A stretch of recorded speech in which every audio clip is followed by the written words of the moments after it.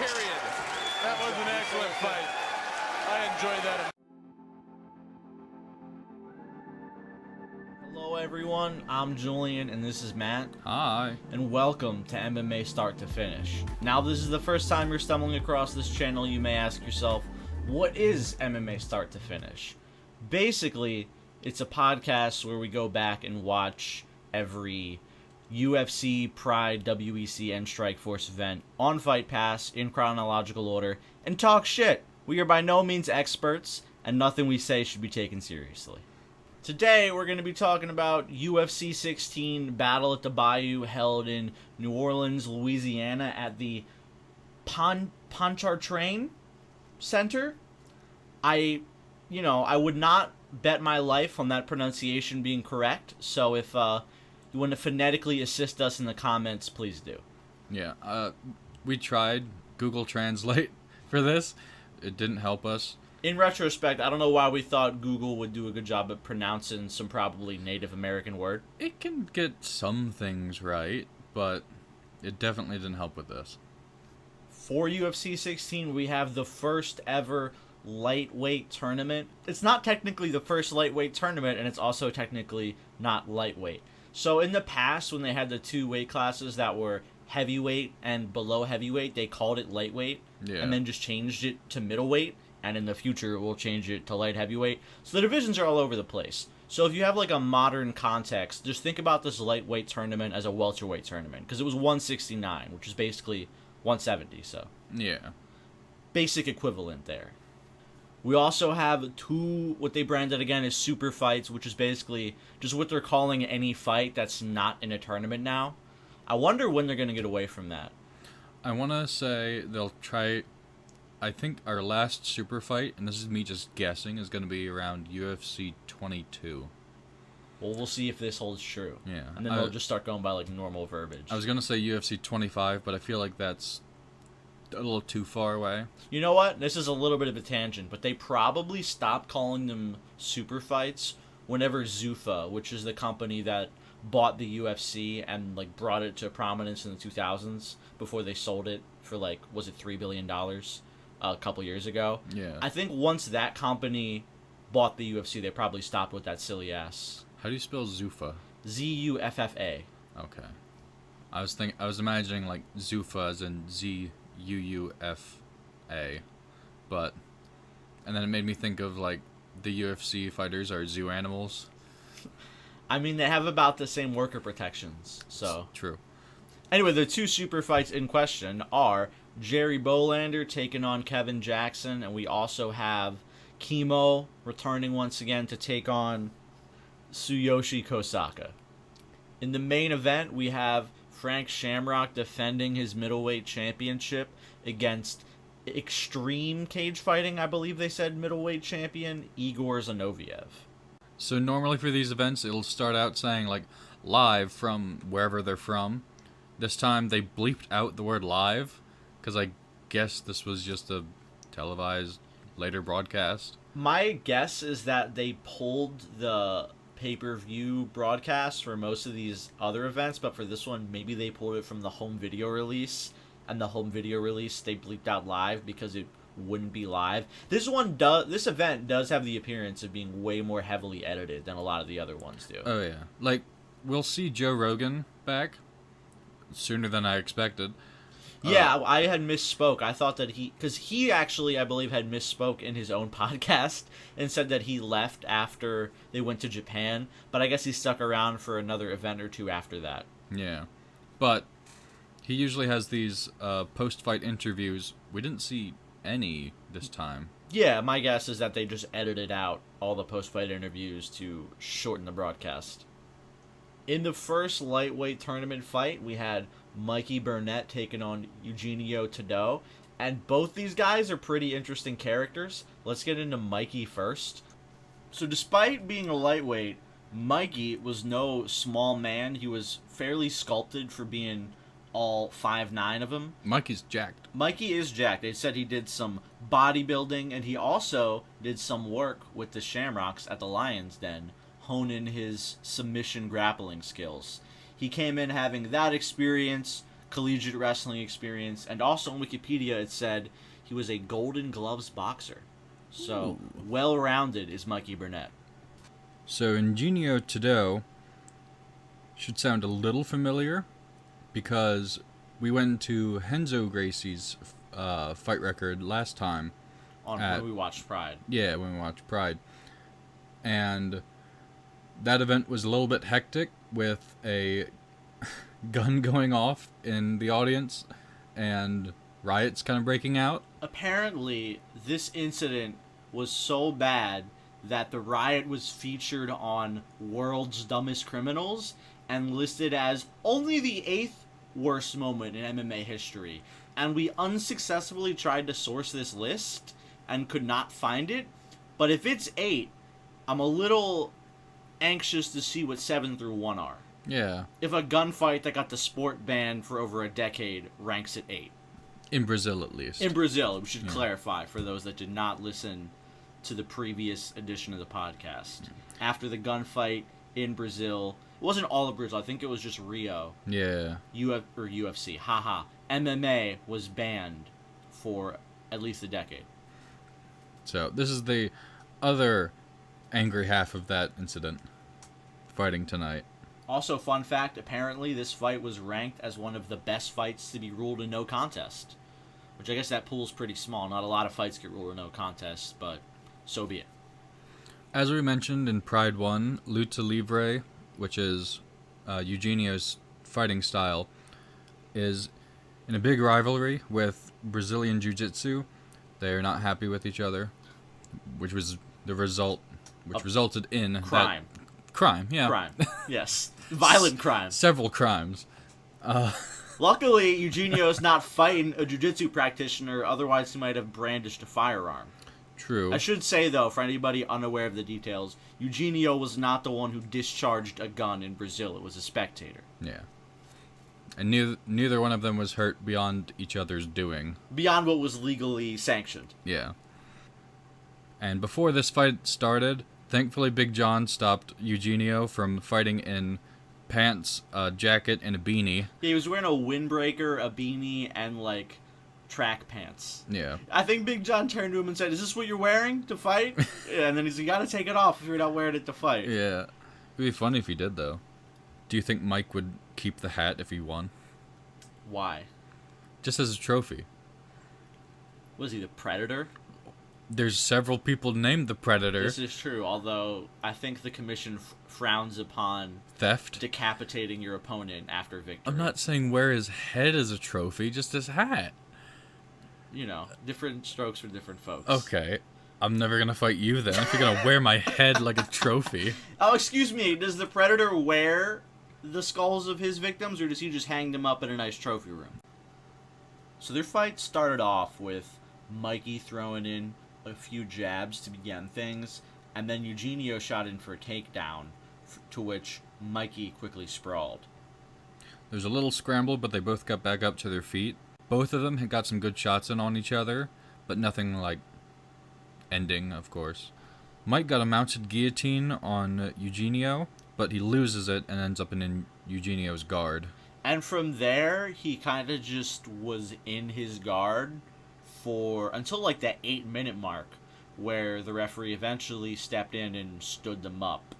And it seemed like, to me, I was surprised that Mikey was trying so hard to continue things on the ground, because once they got back up to your feet, you could see he was obviously much more polished there. Oh, yeah. I mean, he was the Golden Gloves, wasn't he? Yeah. So. He pieced them up on the feet, and then when he pieced them up on the feet, he actually shot into clinch more, which made me, pull my hair out, because you have him on the ropes, dude. Just finish him off. And eventually... The ref, Joey, stopped in and said that Eugenio couldn't continue because he just wasn't defending his chin anymore. Yeah, he didn't get knocked out or even knocked down. It was a standing stoppage, but it was absolutely a warranted stoppage, especially after the fight. You saw this 1,000-yard stare in our boy's eyes here. You know, initially, I wasn't going to be surprised if he protested and was mad because he didn't even go down. But when he couldn't figure out what was north, you kind of saw the writing on the wall. Yeah, and he looked this way getting out of the cage and walking out, and into the locker rooms. He just has this, he doesn't know exactly what's going on kind of look on his face. I don't believe he would have been able to make it to the back under his own power. I'll put it that way. Yeah. He's being, you can kind of see it, he's being helped walk out of there. While Mikey was enjoying his time in Eugenio's guard, Mike Goldberg gave us some information on the octagon itself. So, to my surprise, the octagon hasn't changed in square footage ever. It is 750 square feet. Just some interesting data. And I think we did find they did raise the walls, though. Yeah. It used to be 6 feet. No, it used to be 5.5 feet. And Now today, it's 6 feet. it's 6 feet. And that still doesn't stop people from jumping on top of it, though. After this fight, though, Mike, I guess he hurt his hand or something. He couldn't continue, so they have to bring in an alternate of Chris Brennan. Yeah, they didn't really clarify what exactly happened to Mike. He looked really good in the fight. I'm just assuming, based on what the most common injuries are, especially in the 90s, that he probably broke his hand or something to that effect during one of the exchanges. But anyway, unfortunately, Mike is out, and we were informed of that almost immediately, which kind of aids my suspicion that this was a super heavily edited broadcast, because there was less than 90 seconds between Mike winning and commentary telling us that he couldn't continue. In the second leg of the lightweight tournament, we would have the debut of both Pat Miletich and the thumb as a man, Townsend Saunders. Not to be rude, but Matt said it during the fights, and I think it's an apt description of this very girthy gentleman. Way to out me. But yeah, he does kind of look like a thumb. Like, we've said worse things on this show. we have. People have done worse things. Also true. I don't want to harp too much on Saunders. If you took an Oblivion character and, like, increased all their features, that's what he looks like. So we have some interesting notes about Pat Miletich before we get into the fight. Avid UFC fans will know Pat Miletich. I believe he's now in the UFC Hall of Fame. He was something of a trailblazer for not lighter weight fighters, because he's not a small guy, but the UFC was founded on these giant Goliath monsters smacking each other. Yeah. And he was one of the first, along with Frank Shamrock, more like athlete types to mainstream the sport.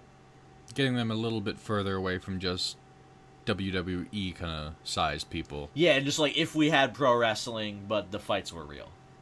So Miletich, as they mentioned on commentary, is super well-rounded. They listed him as a Muay Thai fighter, but he has experience in jiu-jitsu, in wrestling, basically in every different aspect of MMA. There's an interesting note here in like the early life portion of his Wikipedia page.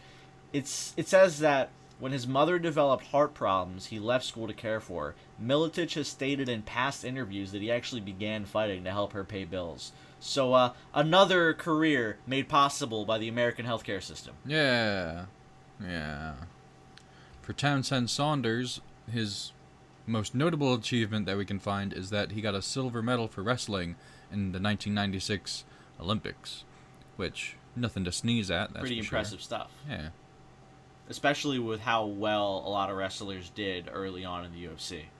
So in this second fight, much to my surprise, they both opened up with Muay Thai knees. You'd expect to see that from Pat, of course, as that is his build fighting style. But once they clinched up, Townsend obliged and threw some knees in as well.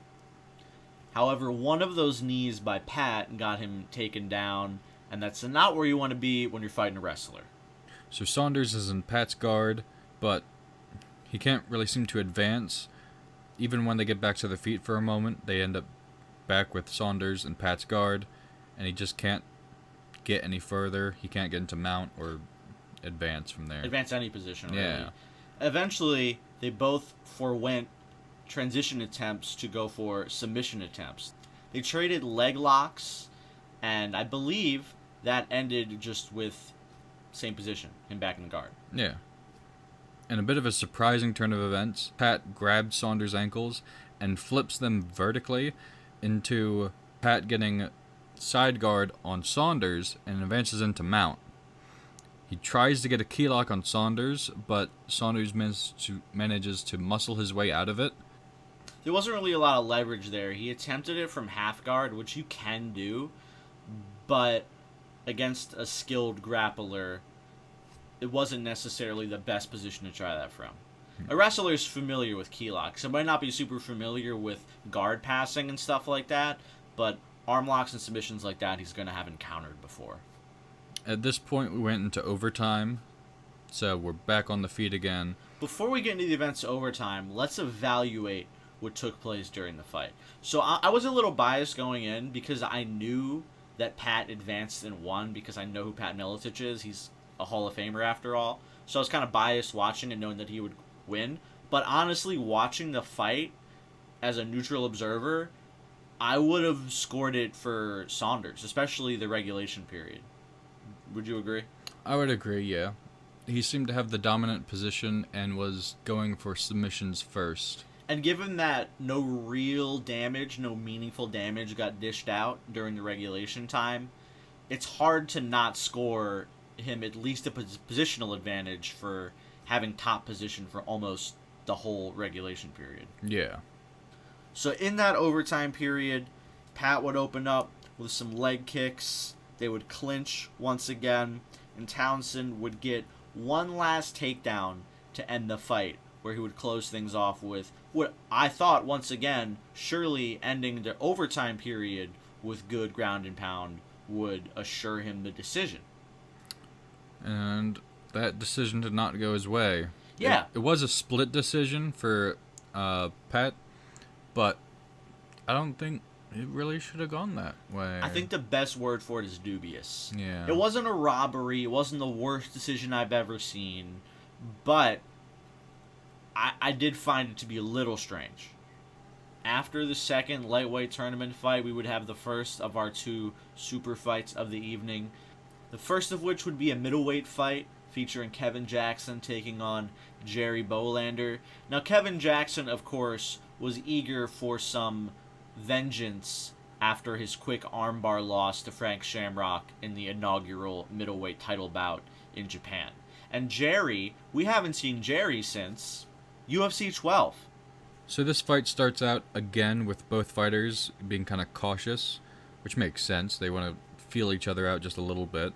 Kevin takes down Jerry and gets into his guard, but Kevin gets a little Too comfortable. a little too comfortable and ends up getting his arm put into an armbar.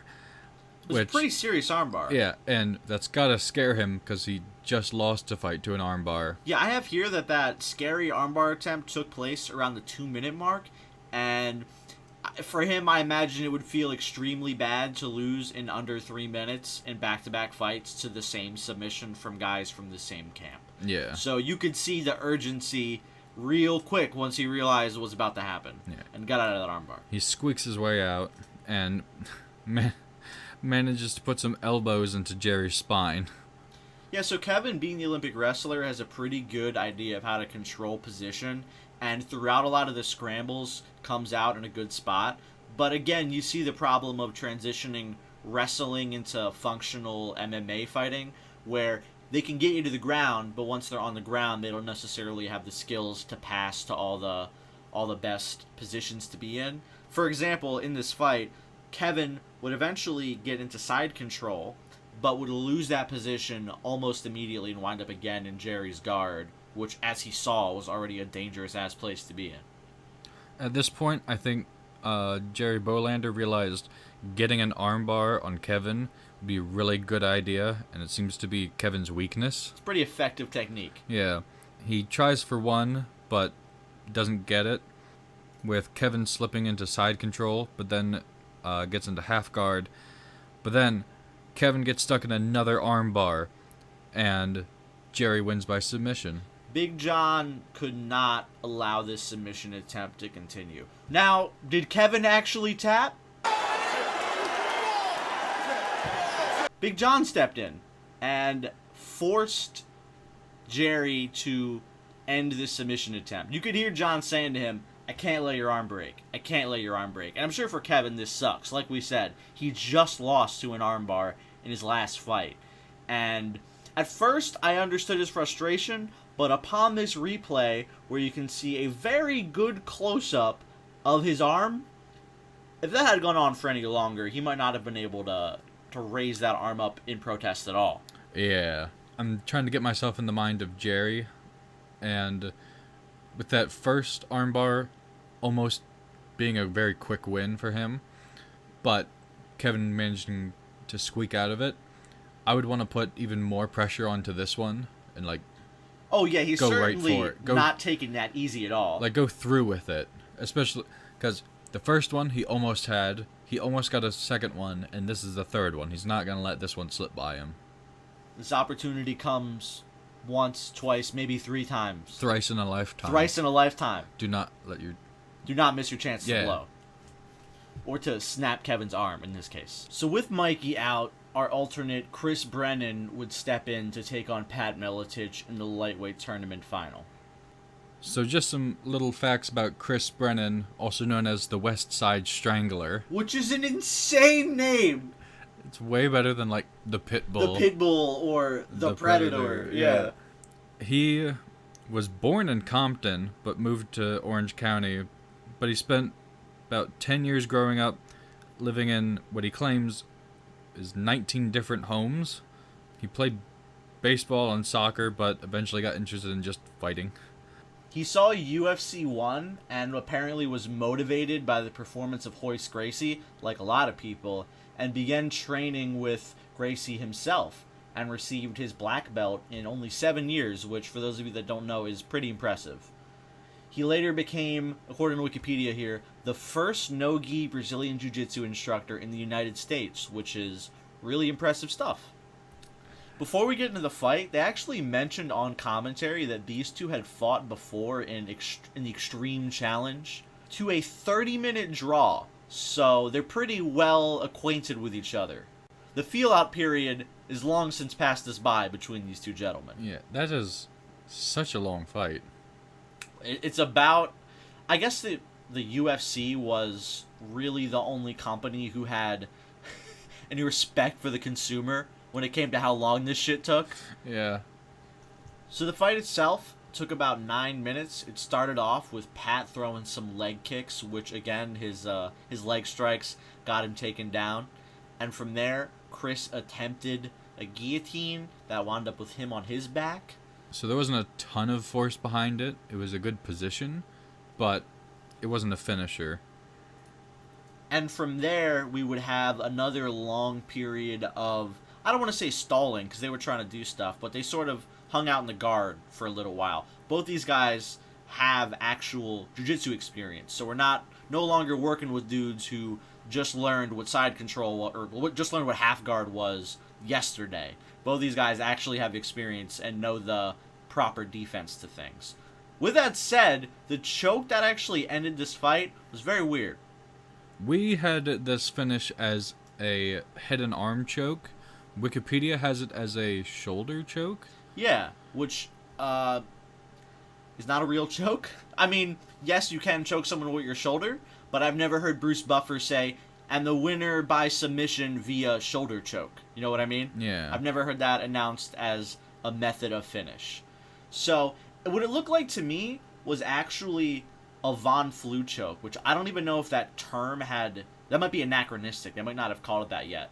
What that is when somebody, for those of you that don't know, is when somebody tries to put you in a guillotine, but they hold on to it for too long, and then you're either in... I can't quite recall if you're in half guard or you're in side control, but they keep the grip, and because of that grip, your shoulder and arm is in a position that functionally puts them in a modified head and arm choke. But you're only able to do that kind of submission if somebody's overcommitting for a guillotine. So I don't think that's quite what this was, but that's the closest analogy I can come up with to account for Wikipedia's very vague description. Up next, we have the only heavyweight fight of the night. Kimo returning to take on Tsuyoshi Kosaka in the second super fight of the evening. We should also note, before we get into the fight, that we had the delight of having Tank Abbott on commentary throughout this bout. Yes. So, Tsuyoshi Kosaka, which is a bit of a mouthful, so we're just going to call him TK from now on. Which is what Maurice called him, so yeah. We're not making that up. Yeah. TK had, before this, fought in Rings, which is a mixed martial arts promotion. Yeah. It wasn't. I don't know if it was exactly mixed martial arts because it was created when the term that was going to be used was still kind of up in the air. So I think the rules may have been slightly different than the UFC, but in the parlance of the time, he had reality combat experience. Yeah. And in that experience, as Matt mentioned, he fought Maurice Smith, who apparently he would go on to train with after that fight. And Maurice told us that TK was a grappler, but we actually saw some of perhaps Maurice's influence in the striking department later on in the fight. So following our, I guess, new tradition of giving these fighters a third odd, like, factoid. Descriptor, yeah. Yeah. They gave Chemo submission skills with a question mark. Which is among the strangest of ways you could describe a man's fighting style. Like, just uncertainty. Like, does he? Does he not? Maybe. You could say training and submission. It stands out more than when they just put platitudes like enormous heart. Yeah. You know? Or aggressive. Yeah. Stuff like that. But that doesn't take away from the fact that Chemo has cleavage in his fighting picture. You can't see it here. We did not happen to catch a screen grab of Chemo's indecent exposure. But if you take yourself to Fight Pass and check out this event for yourself, you will be greeted to Chemo's display. Yeah. The first meaningful event of the fight was actually a really serious leg lock attempt by Chemo. It's kind of hard to tell, especially neither of us have trained in jiu-jitsu, and leg locks are one of the, to the layman, harder submissions to observe how deep they are. You can kind of get an idea of what's going on, but it's not as obvious as like a choke or an arm bar. So we really couldn't tell how deep the leg lock looked, but it was the first really meaningful event of the fight. So after they both traded some of these leg locks, around the 5-minute mark, they both made their way back to their feet. But Chemo quickly goes back to the ground to get into TK's side. So he has side control. And he advances from there into mount. It's really interesting to see that Chemo has such a different strategy going into this fight. In the past, we saw him a striker, taking on Royce Gracie and others. But now that he's learned his new jiu-jitsu skills, he is a little bit reticent to go back to Old Faithful. Yeah. Even in mount, though, TK rolls out of it and gets back to his feet. And gives Chemo a good right hook. And at this point, we're about 7 or 8 minutes into the fight, and a man as muscly as Chemo is not built for long fights, especially fights with no breaks in between rounds, really. So at this point, you can see Chemo's kind of gassed and doesn't really have the energy to get this fight back to the ground where he clearly wants it, and starts to get kind of pieced up on the feet at the end of regulation, which would kind of be foreshadowing for what happened in overtime. Yeah. Chemo's 250 pounds. I didn't even realize he was that heavy. He's got to be tired at this point. He's 250 pounds, and I'm sure has a ridiculous body fat percentage. Yeah. He's used to just punching. Now he's doing all this grappling stuff, which he's only recently learned.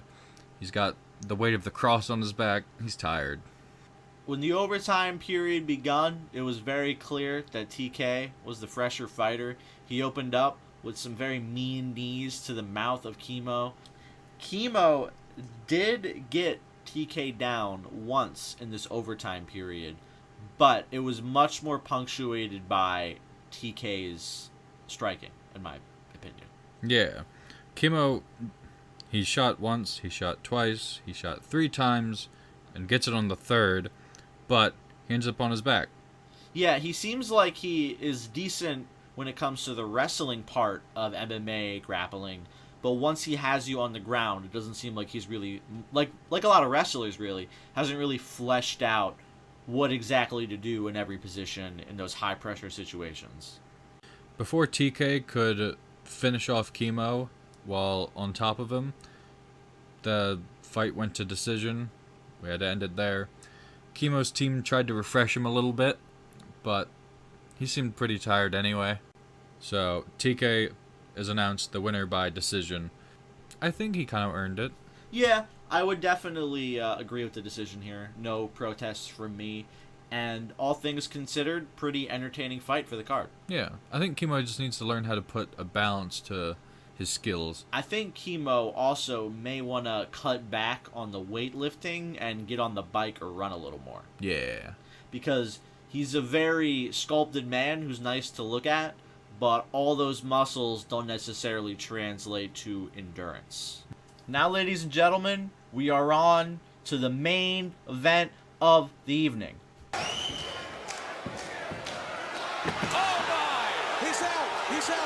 And now, ladies and gentlemen, the main event of the evening has ended. You saw it here first. The first slam KO in UFC championship bout history. This, along with 3 others. There's only been 3 times in UFC history where a championship fight has ended with somebody getting slammed on their head. And this was the first one. Quite the thunderous sound this slam made. It's such a brutal one. I can't imagine all that weight on his chin. And apparently on his collarbone, which was broken from this slam and subsequently ended his mixed martial arts career. Yeah. Now, an injury as significant as this one may perhaps make Igor a sympathetic figure. However, the day we sat down to record this podcast, I came across an interesting article on Twitter.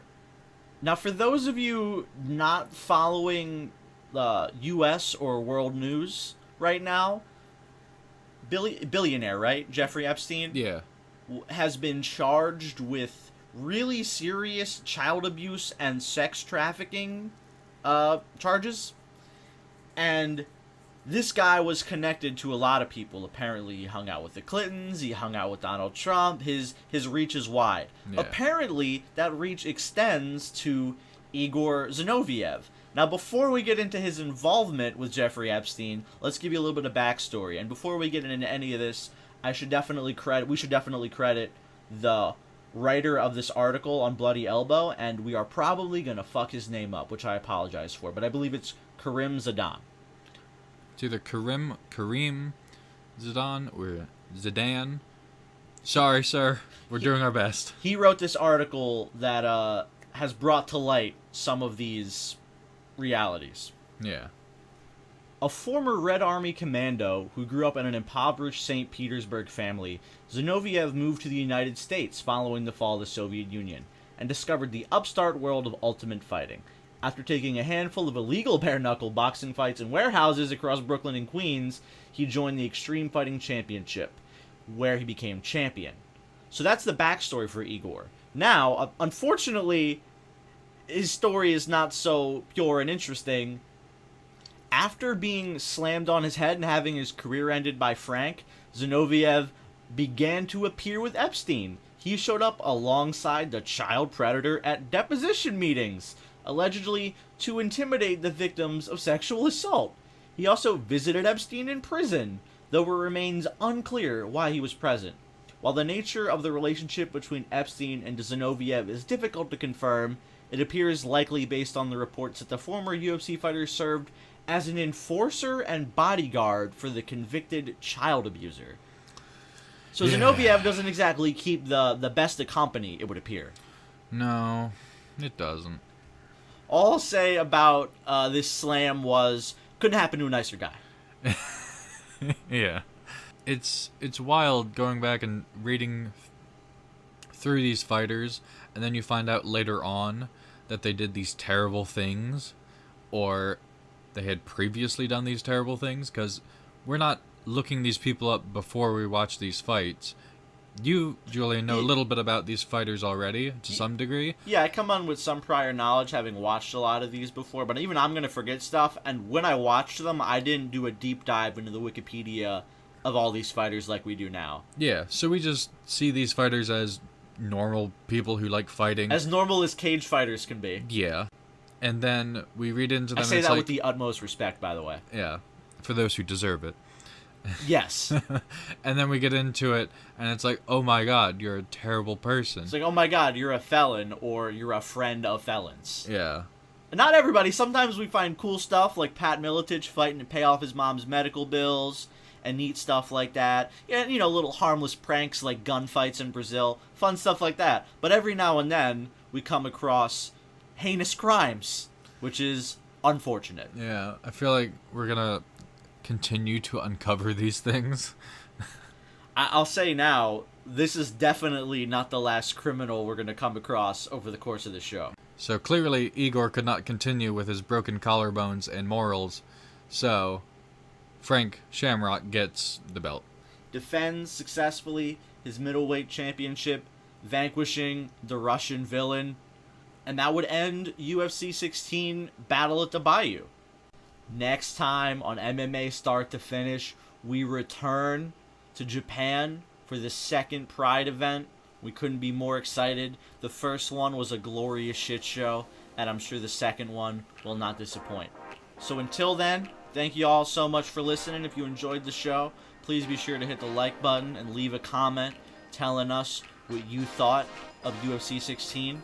And until next time, we'll see you later. Bye, we love you.